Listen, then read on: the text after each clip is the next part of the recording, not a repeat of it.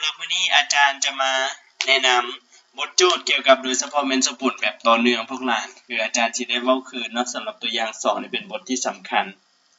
เป็นหินปูนชนิดหนึ่งที่อาจารย์อธิบายแล้วเนาะประกอบมีการซีคาร์บอนัตกับสิ่งเจือปนถ้านำเอาหินปูนชนิดนี้มา1กิโลกรัมมาเผาจนการซีคาร์บอนัตสลายตัวอย่างสมบูรณ์ซึ่งเห็นว่าก๊าซคาร์บอนิกหรือคาร์บอนไดออกไซด์นี่หนักเท่ากับมวลสารของก๊าซคาร์บอนิกที่ได้จากการเผาโปรปานจำนวน110กรัมนะถ้าเห็นโจทย์ลักษณะแบบนี้สบายดีปทุมพรฮัลโหลโดยโอเคหมายก็ว่าเผาโปรปานจำนวน110กรัมอย่างสมบูรณ์จงคิดรายหาเปอร์เซ็นต์หรือส่วนห้อยทางด้านมวลสารของการซีออมคาร์บอนัตในหินปูนดังกล่าวฉะนั้นในที่นี้คืออาจารย์ได้อธิบายไปแล้วเราต้องเปลี่ยนหัวหน่วยจาก1กิโลกรัมไปเป็นเปลี่ยน1กิโลกรัมไปเป็นกรัมก็ได้เราจะได้อยู่ 1,000 เนาะได้ 1,000 หลังจากนั้นก็เขียนสมผล1กับ2อันนี้สิ่งสำคัญเวลาพวกหลานคิดไล่นะสวรรณพรต้องเขียนสมผลตามเงื่อนไขกับเจ้าให้มาว่าโจทย์เขาเจ้าให้หยังมาเดแล้วเราก็เขียนสมผลตามนั้นแล้วมันเริ่มจากไสในการคิดไล่ก็คือเริ่มจากสมผลที่2ไปหาสมผลที่1แม่นบ่สวรรณพรแม่นนะแล้วหลังจากนั้นเราก็มาเขียนแล้วก็คิดไล่ออกมาเมื่อได้มวลสารของ CO2 จากสมผลที่2แล้วก็ไปคิดไล่หาการซีคาร์บอนัตจากสมผลที่1โดยที่ว่า CO2 จากสมผล1กับสมผล2มีค่าเท่ากันก็คือ330แม่นบ่หนูจิลาแม่นบ่หลังจากนั้นก็คิดไล่เราได้มวลสารแล้วอย่าลืมว่าในธาตุตัวอย่างหั่นน่ะ1กิโลก็คือเปลี่ยนเป็นตัวนี้เนาะพวกหลานก็เอามวลสารที่คิดไล่ได้750คูณ100แล้วหารผ่านออกอยู่ 75% เนาะสำหรับอันนี้เข้าใจอยู่ว่าคำพูดเข้าใจบ่โดยนางแสงอภรณ์เข้าใจว่าแสงโดยโอเคอยู่แม่นบ่คนอื่นเด้ถือว่าผ่านเนาะอันข้อตัวอย่าง2โอเคบ่นางปทุมพรเข้าใจบ่ปทุมพร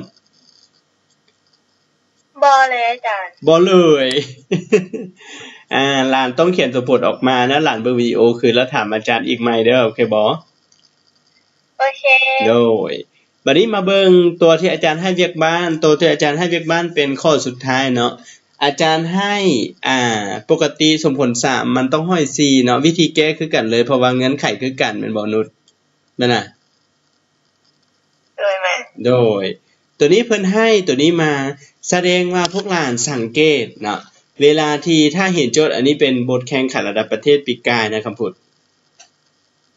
เพิ่นให้สมผล1สมผล2สมผล3แบบนี้นะในนี้อาจารย์บอกว่าตัวนี้เขาเจ้าจัดอยู่ในสมผลแบบทั่วไปหรือว่าสมผลแบบใดสมผลแบบต่อเนื่องแม่นบ่ฮัลโหลอรภาแม่นบ่อันนี้สมผลต่อเนื่องบ่โดยระหว่าง1กับ2สู้ตัวใดคือกัน1กับ2อันนี้แม่นบ่แม่นนะสูตรของกาลิฮิโปกาลอริดคือกันสมผลที่นี่เนาะสมผลที่3สมผลที่2กับสมผลที่3คือกันดังนั้นถ้าพวกหลานเห็นตัวนี้เขาเอิ้นว่าสมผลแบบต่อเนื่องก็คือตัวนี้เนาะมาจากนี้นะเอาเขียนถ้าเวลาเฮาสังสาเฮาสิเฮ็ดได้ให้มันเท่ากันและคัดกันได้นี่นะลินแม่นบ่เด้อันนี้มันคือการแสดงว่ามันจะต้องได้คัดกันและตัวนี้กับตัวนี้มันคือกันตัวนี้กับตัวนี้มันคือกันแล้วเฮาต้องการหยังต้องการที่เฮาต้องการก็คือกาลีตัวนี้มันบ่กาลีแปกกอลลัดแม่นบ่สวรรณพรขั้นตอนในการสังสาก็คือเฮาสังสาสมผล1ก่อนอันนี้เฮาสังสาสมผล1ปกติเฮาเอิ้นว่าสังสาสมผลย่อยก่อนสังสาสมผลย่อยก่อนก็คือสังสาสมผลที่1 2 3ย่อยก่อนหลังจากนั้นพวกหลานมาสังเกต วกหลานมาสังเกตอาจารย์อยากให้ตัวนี้ขัดกันนะนี่นะแสงพรอาจารย์อยากให้อันนี้ขัดกันเป็นบ่แม่นบ่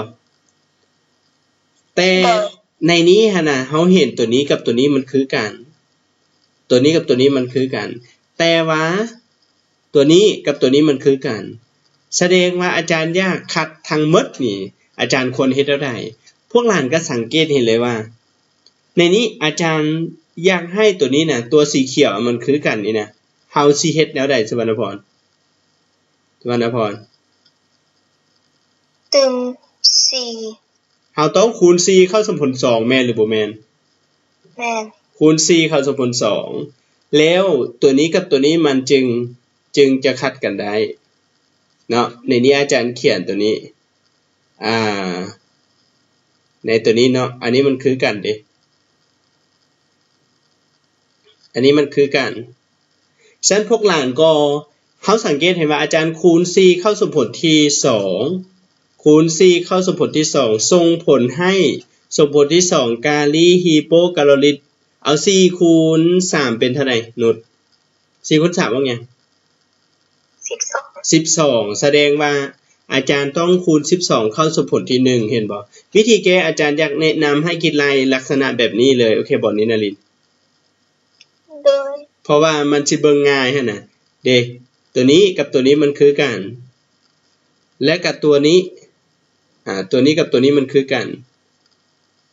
หลังจากนั้นเฮาก็คัดกันเลยเนาะหลังจากนั้นก็คัดกันเลยคำพูด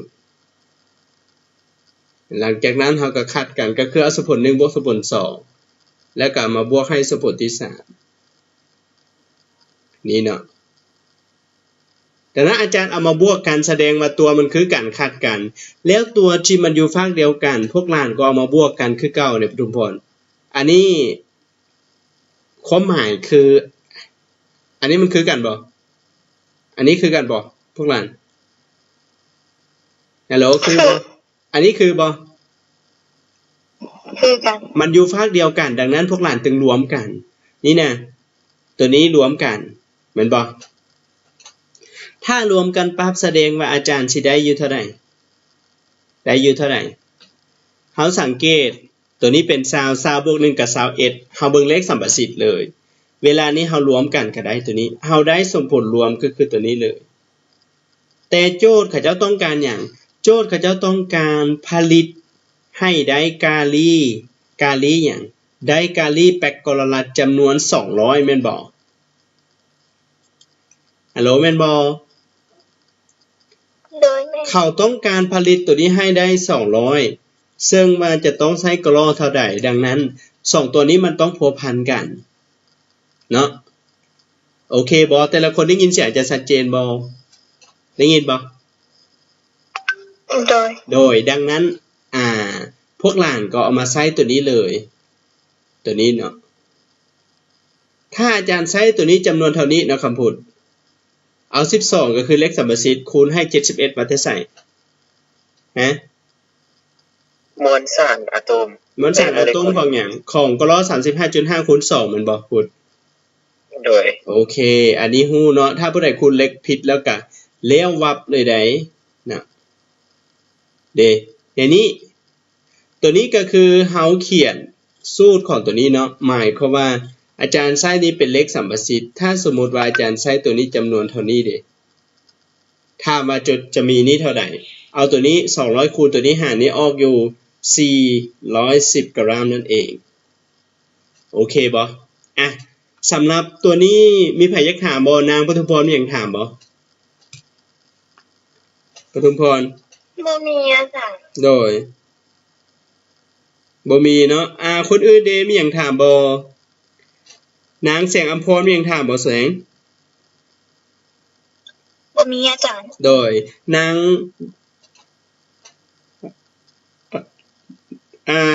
นางมุกดาวันได้มีหยังถามบ่มุกบ่มีอาจารย์บ่มีเนาะคนอื่นเด้โดยขอเสียงแขงอุดมไซแน่ฮัลโหลสบายดีเงียบดีจังโดยโอเคอยู่ว่าหลานเข้าใจอยู่ว่า เข้าใจแล้ว เข้าใจแล้วเนาะสุกโอเคแม่นบ่สุกนะเข้าใจแม่นบ่โดยโอเคถ้าเข้าใจบ่มีปัญหาเนาะวันนี้ต่อไปเฮามาเบิ่งข้อตัวอย่างที่4เนาะสำหรับตัวอย่างที่4ให้พรสวรรค์อ่านคำถามให้หมู่เลยโดยเมื่อเผาธาตุ AX หน่วย2ในก๊าซออกซิเจนและไฮโดรเจนตามลำดับได้โลหะ A ดังสมผลยังบ่ทันสังสา AX บวกออกซิเจนได้ A ออกซิเจนหอย3บวก X ออกซิเจนหอย2 AO หอย3บวกปฏิกิริยากับไฮโดรเจนได้ A และนำการเผาธาตุดังกล่าวใส่ 1,600 กรัมก๊าซไฮโดรเจนก๊าซออกซิเจน560 กรัมและก๊าซไฮโดรเจน120 กรัมจะได้โลหะ A หลายที่สุดเท่าใดกรัมโดยโอเคตัวนี้เขาเจ้าเอิ้นว่าเป็นสมผลต่อเนื่องหรือว่าสมผลธรรมดาสุวรรณพรสมผลต่อเนื่องหรือสมผลแบบใดต่อเนื่องค่าตัวใดคือกันในสมผล1กับ2AO หอย3 AO หอย3อันนี้เนาะอันนี้เขาเรียกสมผลต่อเนื่องนะนินารินดังนั้นในนี้อาจารย์บอกว่าให้สังสาสมผลอย่างก่อนสังสาสมผลย่อยก่อนพวกหลานจือเด้อถ้าว่าสมผลต่อเนื่องนะพวกหลานต้องสังสาสมผลแบบตัวนี้ก่อนเนาะสังสาสมผลย่อยก่อนก็คือสังสาสมผล1กับสมผล2ก่อนหลังจากสังสาปั๊บอาจารย์สังสาแล้วเนาะสังสาสมผล1เรียบร้อยสังสาสมผล1เรียบร้อยและก็สังสาสมผลที่2ก็เรียบร้อยบัดนี้อันใดที่มันคือกันทุกคนเมื่อกี้อาจารย์ถามนางสุวรรณพรบอกว่าตัวมันคือกันคือตัว AO3 แม่นบ่พวกหลานฮัลโหลแม่นบ่สุวรรณพรแต่อยู่ในสมผล1มันมี2เฮ็ดแล้วได้ให้มันขัดกันได้คูณ2ได้สมผลที่2คูณ2เข้าสมผลที่2คูณ2เข้าสมผลที่2พวกหลานถ้าคูณ2เข้าปั๊บแสดงว่าเฮาคูณ2เข้าเนาะโอเคบ่ปทุมพรได้ยินเสียงบ่ได้ยินอาจารย์คูณ2เข้าอาจารย์จะได้2หยัง2AO3 แม่นบ่แล้วมาบวกหยังมาบวกให้เท่าไหร่6หยัง6ก๊าซไฮโดรเจนแม่นบ่นุชแล้วจะได้หยังได้ 2A แล้วบวกให้หยังบวกให้6โมเลกุลน้ำอันนี้หลังจากนั้นพวกหลานก็เอามาบวกกันอันนี้อาจารย์บางเป็นสมผล3ก็ได้เขียนสมผล2คือเก่าเนาะเวลาพวกหลานบวกกันก็คือเอามาบวกกันอันใดมันคือกันทุกคนมันคือกันแสดงว่าต้องขัดกันระหว่างตัวนี้ขัดกันเนาะคำพูดนะโดยอันนี้มันขัดกันและแบบมันบ่คือกันเนี่ยมันคือกันอยู่คนละฝากแล้วขัดกันเนาะแสงอภรเข้าใจที่แสงเข้าใจดังนั้นเฮาจึงได้สมผลรวมเมื่อมารวมกันแล้วเฮาได้สมผลรวมก็คือตัวนี้มัน2เขียนไว้คือเก่าเขียนซ้ายพอซ้ายนะแล้วก็อันนี้7 6 4เขียนคือเก่า6เขียนไว้คือเก่าผลิตภัณฑ์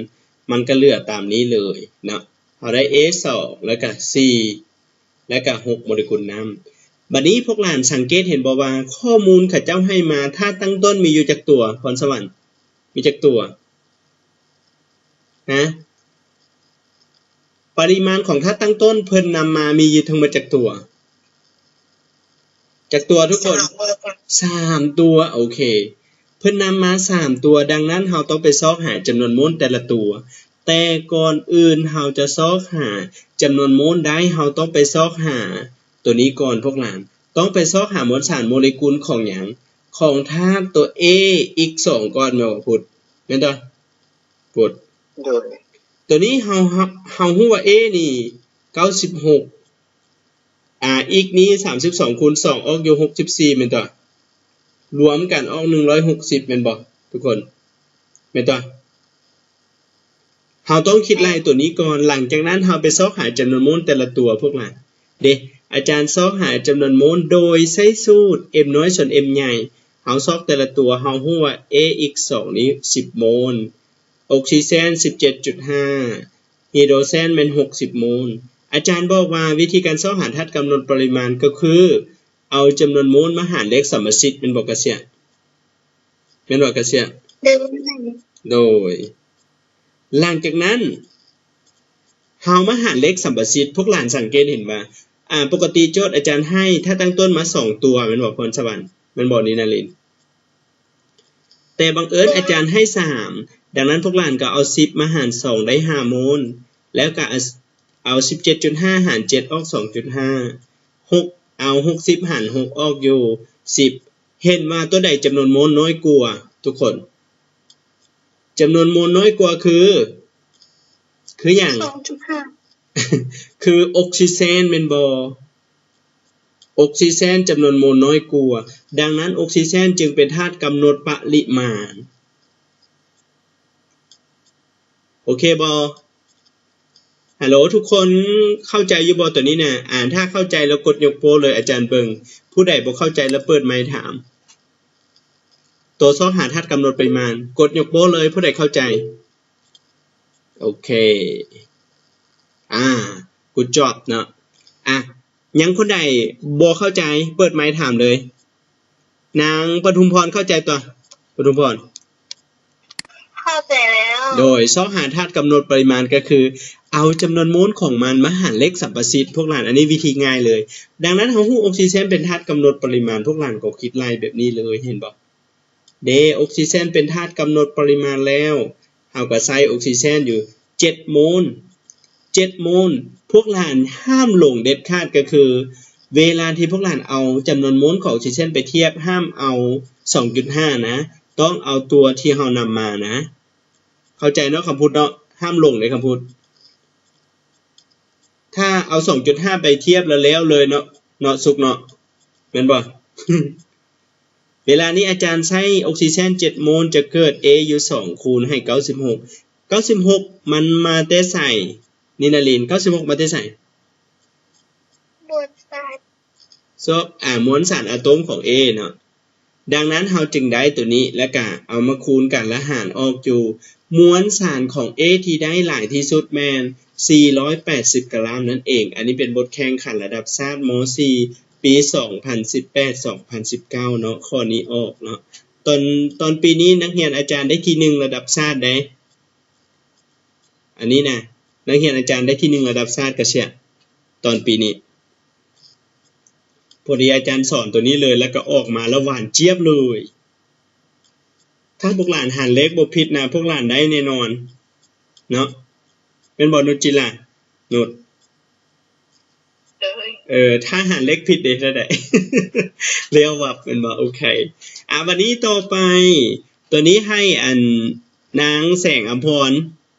อ่านคำถามให้หมู่เนาะตัวอย่าง5ได้ก๊าซหุงต้มประกอบด้วยโพรพานและบูตานเท่านั้นหานำเอาก๊าซหุงต้มที่ประกอบด้วยโพรพาน 0.05 โมลมาเผาไหม้ให้สมบูรณ์แล้วผ่านก๊าซที่ใดในน้ำปูนใสที่มีเกินพอเกิดถึงหน้ากับ 15% จงซอกหาว่าในการหุงต้มนี้มีธาตุบูตานอยู่จักโมลโอเคในนี้พวกหลานฮู้บอกว่ามาเผาได้ให้สมบูรณ์แล้วผ่านก๊าซที่ได้ลงในน้ำปูนใสก๊าซที่ได้จากการเผาพวกนี้คือก๊าซหยังตอบอาจารย์ก่อนนางสุวรรณพรตอบเบิ่งก๊าซที่ได้จากการเผาตัวนี้คือหยังก๊าซคือหยังก๊าซที่ได้จากการเผาพวกนี้เขาจะได้ก๊าซหยังคาร์บอนิกโดยก๊าซคาร์บอนิกหลังจากนั้นเราเอาก๊าซตัวรวมนี่น่ะไปผ่านน้ำปูนใสน้ำปูนใสมีสูตรได้ผ่านน้ำปูนใสมีสูตรได้ทุกคน การซีฮิดรอกซิดการซีฮิดรอกซิดน้ำปูนใสคือการซีฮิดรอกซิดโอเคบ่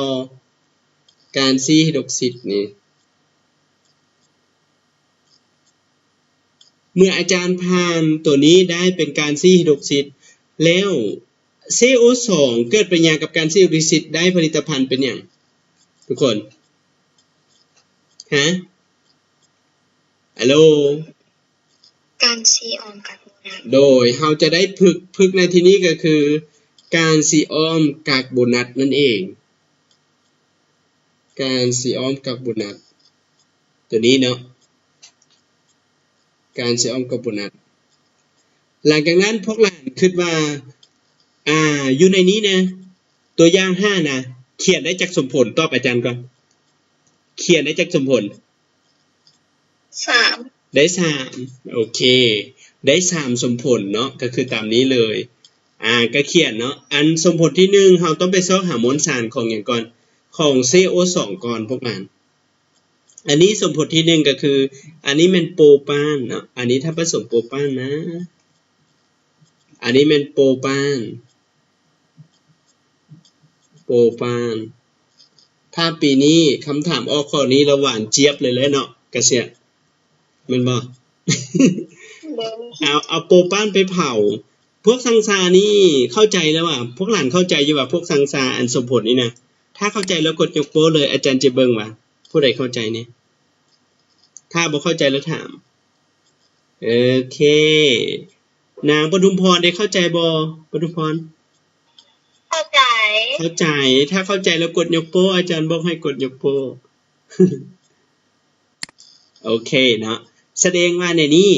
อาจารย์หลานบ่อยากเขียนกับอาจารย์ได้บ่เขียนคิดเลยได้คือกันเนาะอาจารย์ใช้ตัวนี้นะม้วนสารของมันเนาะถ้าอาจารย์เทียบจำนวนโมลเลยโอเคบ่ออนภาได้มาถ้าอาจารย์เทียบจำนวนโมลเลยได้บ่โดยได้เนาะแต่อาจารย์เทียบเป็นม้วนสารเนาะตัวนี้ก็คืออาจารย์ใช้ตัวนี้จำนวน44กรัมนี่จะเกิดก๊าซคาร์บอนิกเอา3คูณ44ก็คือจำนวนโมลคูณให้มวลสารโมเลกุลของ CO2 มันบ่พูดนะ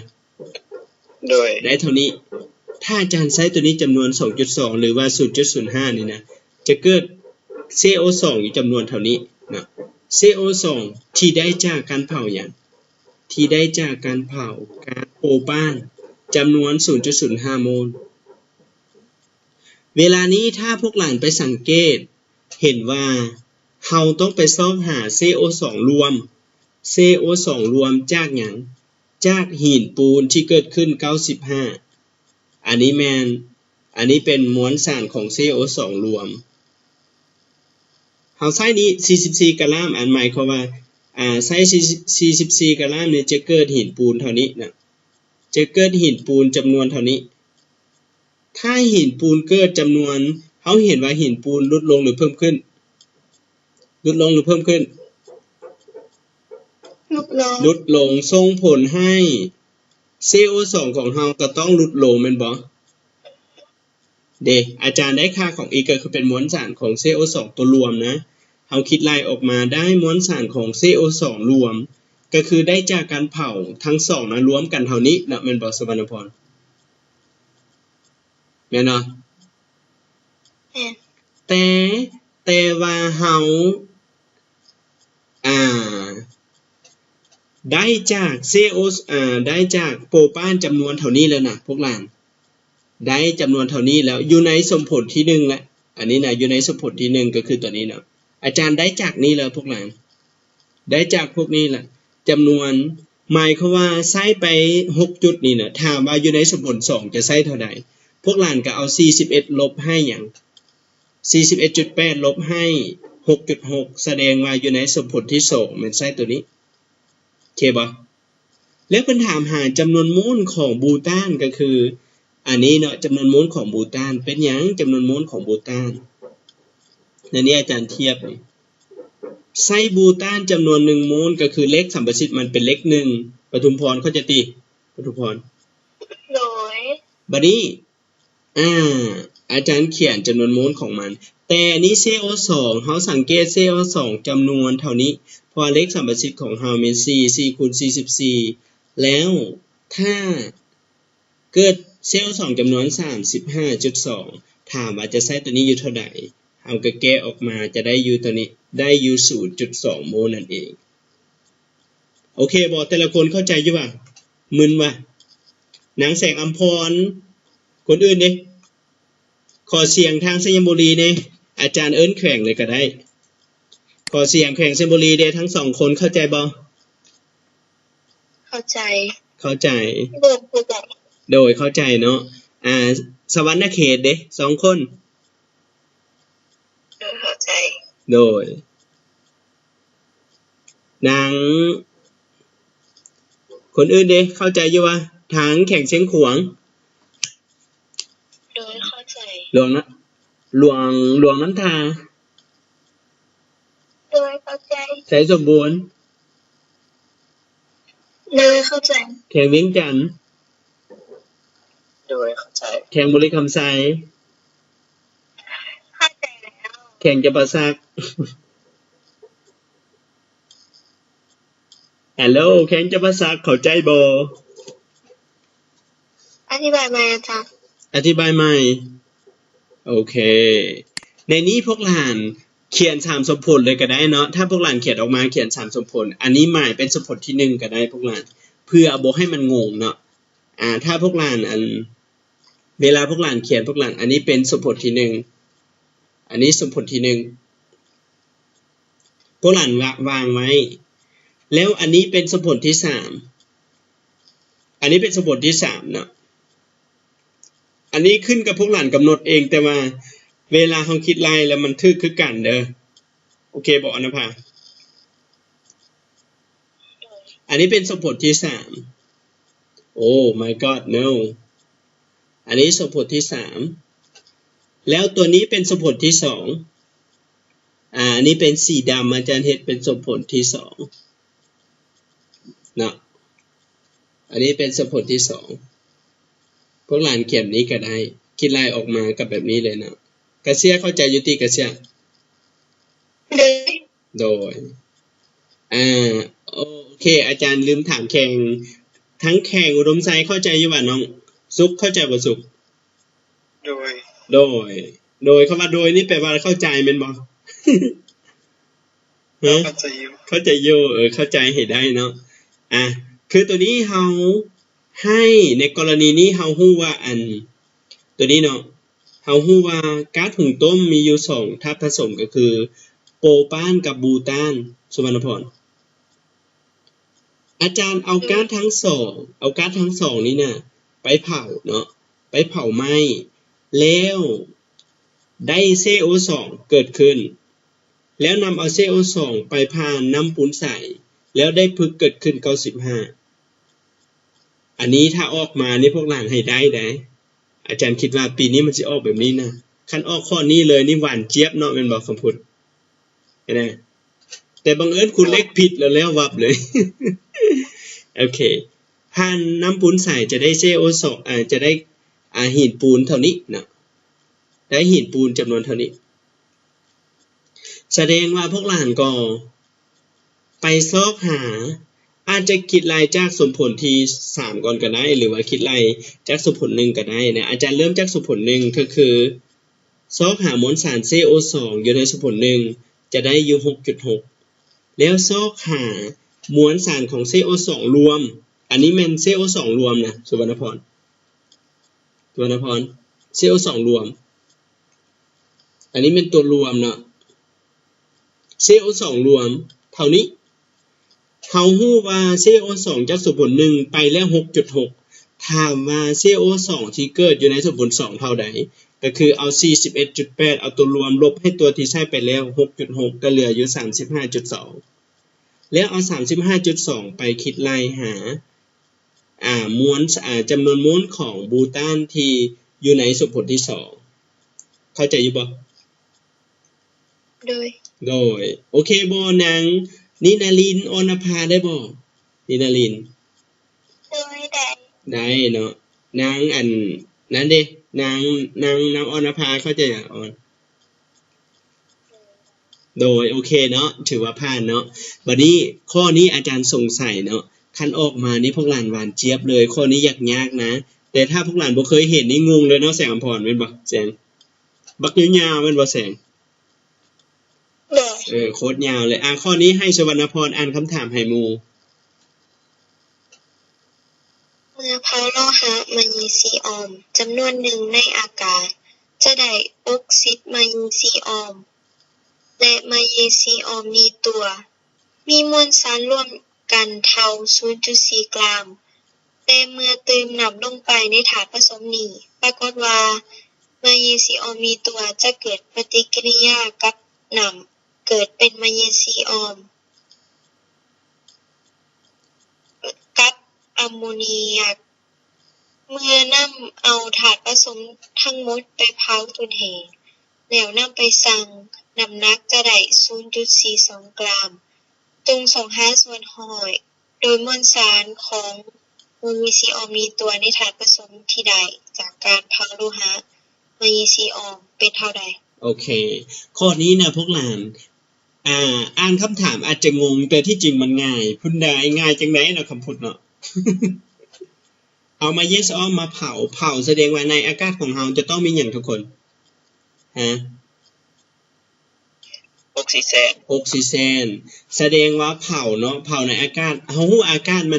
มันมีหลายธาตุผสมเนาะอันที่เป็นองค์ประกอบอาจจะเป็นก๊าซที่กระจายอยู่ในอากาศของเฮาคันสั้นในนี้นะพวกหลานต้องเบิ่งสังเกตง่ายๆก็คือเฮาเบิ่งตามเงื่อนไขที่เขาเจ้าให้มาเนาะสุกสังเกตเบิ่งเด้อก็คือนี้เฮาเผาเฮาจะได้ตัวนี้อันนี้ข้อมูล1มาฮอดนี้อันนี้ข้อมูล1เนาะจำไว้อันนี้ข้อมูล1ข้อมูลที่2เมื่อเติมน้ำลงไปปรากฏว่าแมกนีซีออมนี่ตัวนี้เกิดปริญญาแล้วได้แมกนีซีออมออกซิดกับแมกนีซีออมกับอะโมเนียก และเมื่อนำเอาธาตุผสมทั้งหมดไปเผาหรือไปอบแห้งเนาะไปอบแห้งก็คือเฮ็ดให้มันแห้งจะมวลสารจะหนักเท่านี้พวกหลานคิดว่าเมื่อนำไปเผานะหรือว่านำไปอบแห้งนะของแข็งหรือก๊าซที่จะหายไปพวกหลานของแข็งหรือก๊าซที่จะหายไปเมื่อไปใช้อุณหภูมิแสดงว่าตัวที่เป็นธาตุไอหรือตัวที่เป็นธาตุแข็งที่จะหายไปตอบอาจารย์ก่อนก๊าซแสดงว่าตัวนี้มันหายไปตัวนี้มันจะหายไปพวกหลานอะโมเนียกจะหายไปเป็นอย่างต้องหายไปเพราะว่ามันเป็นไอนี่เป็นบ่อแสงอำพรมันหายไปแสดงว่าเวลาที่พวกหลานพวกหลานก็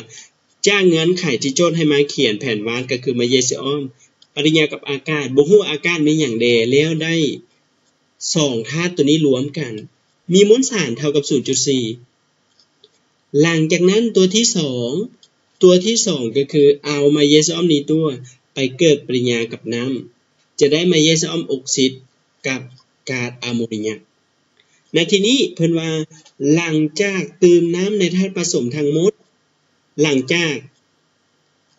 เติมน้ำเนาะก็คือเขาเติมน้ำไปแสดงว่าในนี้นะเติมน้ำลงไปเฮ็ดให้ตัวนี้นะมวลสารมันมีตัวเดิมมวลสารตัวเดิมนะเติมน้ำลงไปเฮ็ดให้มวลสารตัวเดิมอันนี้ก็คือมวลสารเดิมนะจักสมมุตินึงเขาเอิ้นเอามวลสารเดิมเขาจะติเคบ่ทุกคนฮัลโหลนุชเข้าใจบ่อาจารย์เว้านุชเข้าใจอันนี้เป็นมวลสารเดิมอันนี้มวลสารเดิมแล้วตัวนี้ตัวที่2อันนี้เป็นมวลสารแมกนีซีออมใหม่ตัวใหม่นะและก็มีตัวนี้นำหลังจากนั้นพวกหลานก็เป็นว่าเมื่อเผาจนแห้งแล้วไอตัวนี้มันจะระเหยออกไปเหลือเพียงตัวเดิมบวกให้ตัวใหม่ซึ่งมีมวลสารหนักอยู่เท่านี้ในที่นี้เฮาฮู้ว่าอยู่ในกรณีที่1เฮาฮู้ว่ามวลสาร2ตัวนี้รวมกันนะ 0.4 แม่นบ่แม่นหรือบ่แม่นบ่สุวรรณพรโดยดังนั้นอาจารย์ก็ไปซอกหามวลสารของตัวนี้อาจารย์วางให้อันนี้อยู่ในกรณีที่1นะวางให้มวลสารตัวนี้เท่านี้ ซึ่งว่าเฮาฮู้ว่า2ตัวนี้บวกกัน2ตัวบวกกันเท่า 0.4 กรณีที่1นะกรณีที่1เท่ากับ 0.4 เท่ากับ 0.4 ดังนั้นถ้าอาจารย์วางให้ตัวนี้เป็นวางให้ตัวนี้เป็น y เนาะวางให้ตัวนี้เป็น y แสดงว่าเราจะได้มวลสารของแมกนีเซียมออกไซด์นี้เท่าตัวนี้เพราะว่าทั้ง2นี้รวมกัน 0.4 อาจารย์วางให้ตัวนี้เป็นอย่างอาจารย์วางให้ตัวนี้เป็น y แสดงว่าอาจารย์ย้ายจากบวกกลายเป็นอย่างทุกคนเป็นอย่างฮัลโหลจากบวกกลายเป็นลบเนาะดังนั้นพวกหลานก็แก้ง่ายๆเลยพวกหลานก็ไปซอกหามวลสารของแมกนีเซียมอยู่ในสมบูรณ์2อยู่ในสมบูรณ์2แมกนีเซียมตัวนี้เป็นไม่หรือตัวเก้าไม่หรือเก้าไม่หรือเก้าทุกคนไม่หรือเก้าตัวนี้ต้องเป็นมวลสารของแมกนีเซียมไม่เนาะโอเคบ่ดังนั้นอาจารย์ใช้ตัวนี้100อันนี้ยากๆเลยนึงนะพวกหลานนะแต่พวกหลานก็ต้องรู้เพราะว่าบทโจทย์แข่งระดับประเทศนะมันจะบ่แม่นเสียงขั้นแขวงเนาะนุชเนาะแม่นบ่นุชระดับชาติมันจะตึงหน่อยนึงแม่นบ่พวกหลานก็ต้องให้เข้าใจนะนิลลินโอเคบัดนี้แสดงว่าอาจารย์ใช้ตัวนี้100ก็คือ24คูณ3มีค่าเท่าไหร่ฮัลโหล24คูณ3เอาเท่าไหร่24คูณ3เอาเท่าไหร่72มาบวกให้28ออก100แม่นบ่ใส่ตัวนี้100จะเกิดตัวนี้3คูณ40มาได้ใส่มวลสารโมเลกุลของแมกนีเซียมออกไซด์ถ้าใช้ y ก็คือได้ตัวนี้เลยได้เท่านี้ดังนั้นเฮาฮู้ว่าอยู่ในเงื่อนไขที่2อยู่ในเงื่อนไขที่2เขาบอกว่าเดิมตัวนี้บวกตัวใหม่จะมีค่าเท่ากับ 0.42 และทีนี้เดิมของเฮามีค่าเท่าไหร่เดิมของเฮามีค่าเท่าไหร่อยู่ในกรณีที่1เดิมของเฮามีมวลสารอยู่เท่าไหร่เท่านี้แม่นบ่เดิมหั่นน่ะงงมั้ยโอเคบ่งงแม่นบ่ฮัลโหลสบายดีงงแม่นบ่ทุกคนงง บ่งงติบ่ อันนี้ตัวใหม่ก็คือเท่านี้อันนี้ตัวใหม่นะรวมกันแล้วเท่าตัวรวมก็คือ 0.42 หลังจากนั้นเฮาก็แก้ตัวนี้เนาะเฮาก็ปะไว้คือเก่าเวลานี้พวกหลานเห็นตัวนี้คือกันบ่เห็นบ่ตัวนี้คือกันบ่ฮัลโหลเห็นอยู่บ่เวลานี้เฮาเห็น y เนาะลบ y กับบวก 2y นี่มันคือกันแสดงว่าเฮาก็ต้องเอามาคิดไล่เนาะคิดไล่ออกมาลบ y บวก 1.2y ก็คืออาจารย์ได้ลบ y นี่นะซุกลบ y เนาะลบ y บวกให้ 1.2y อาจารย์แยก y เอาส่วนคูณดังนั้นอาจารย์ได้ลบ1บวกให้ 1.2 แม่นบ่นินาลินแม่นนะดังนั้นอาจารย์จะได้หยัง 1.2 ลบ 1 มีค่าเท่าไหร่ 0.2 ตัวแม่นบ่เด้ได้ 0.2 ตัวนี้เวลานี้เฮาก็ย้ายไปเฮาได้ตัวนี้เฮาได้อยู่ 0.1 มวลสารของแมกนีเซียมอยู่ในกรณีที่1หั่นน่ะมี 0.1 เพิ่นซอกหาเปอร์เซ็นต์ก็คือเปอร์เซ็นต์ของแมกนีเซียมในตัวคูณ100หารให้มวลสารแต่ตัวมวลสารที่พวกหลานเอามาเทียบต้องเป็นตัวอยู่ในกรณี1นะเพราะว่าเพิ่นถามหาหยังเพิ่นถามว่าจงซอกหาส่วนให้ดูมวลสารในธาตุผสมที่ได้จากการเผาโลหะแมกนีเซียมโอเคดังนั้นต้องเทียบกับ 0.4 บ่ให้เทียบกับ 0.42 เด็ดขาดนางอณภาได้บ่อ่อนโดยคนอื่นเนี่ยเข้าใจอยู่บ่เขาสุกคำพูดเด้คนอื่นเด้งงเติบอาจารย์งงเติบบ่งงเฮาวาง2กรณีคำพูดกรณีที่1เพราะว่ามันจะเกี่ยวข้องกันเด้อยู่ในสมผล1กับสมผล2มันมีหยังคือกันเอาเว้าง่ายๆมันมีหยังคือกันแมกนีเซียมในตัวคือกันแม่นบ่แม่นนะแสดงว่าอยู่ในกรณีที่1กับแมกนีเซียมออกไซด์บวกให้แมกนีเซียมในตัวเท่ากับ 0.4 แล้วเพิ่นถามหาว่ามวลสารของมาเยสออมนี้ตัวที่จะนำมาเกิดเป็นยากับน้ำแล้วได้มาเยสออมออกซิดกับอะโมนิยาขนาดเท่าใดก็ล้านแม่นบ่เฮาก็วางเลยแหละเพราะว่าอยู่ในสมผลที่2อยู่ในเงื่อนไขตัวที่2เฮาจะได้เท่านี้ได้เดิมบวกใหม่เดิมก็คือจากสมผล1ไม่ก็คือจากสมผล2ซึ่งตัวไม่กับมาเยสออมนี้ตัวมันพัวพันกันอยู่ในสมผลที่2แม่นบ่ทุกคนนี้นะฮัลโหลเห็นอยู่บ่อันนี้มันพัวพันกันดังนั้นเราก็ต้องวางให้มวลสารของที่ตัวบ่ฮู้เป็นอีกเป็นyก็ได้สุดแล้วแต่พวกเราแต่ทางที่ดีก็คือต้องวางตัวที่ตั้งกันเนาะแล้วเราก็มาคิดไล่ได้เท่านี้ได้สุดจุดนึงแล้วมาคูณ100หารให้ตัวนี้อันนี้อาจารย์ย้ำเด้อว่าข้อนี้สำคัญตัวนี้สำคัญกับข้อเมื่อกี้นี่นะกระเสียฮัลโหลกระเสียได้ยินบ่ตัวอย่าง5กับตัวอย่าง6ให้พวกหลานแม่นเลยเด้อให้พวกหลานแม่นเลยถ้าพวกหลานถ้าบทเสียงตัวนี้ออกมาแล้วพวกหลานยังงงพวกหลานแก้บ่ได้นี่เสียเลยเพราะว่าข้อนี้มันจะได้คะแนนหลายกว่าโมงนะโอเคบ่พรสวรรค์นุชจิลาโดยเข้าใจอยู่อ่ะมุกเข้าใจอยู่อ่ะมุกโดยเข้าใจโดยคนอื่นได้เข้าใจบ่ถ้าเข้าใจกดยกโปรเลยถ้าผู้ใดบ่เข้าใจแล้วเปิดไมค์ถามอาจารย์ถ้าเข้าใจกดยกโปรเลยโอเคถือว่าเข้าใจเนาะโอ้โหพวกหลานตึงแท้ตัวนี้บทเรียนบทธรรมดาเด้แม่นบ่คำพูดมันน่ะยากว่ะยากบ่ยากเรียนไปเดียวก็ได้เนาะในนี้ก็คือข้อตัวนี้คือกันข้อนี้กันน่าฮักคือกันเนาะโจทย์ตัวนี้เนาะตัวอย่างที่7นี่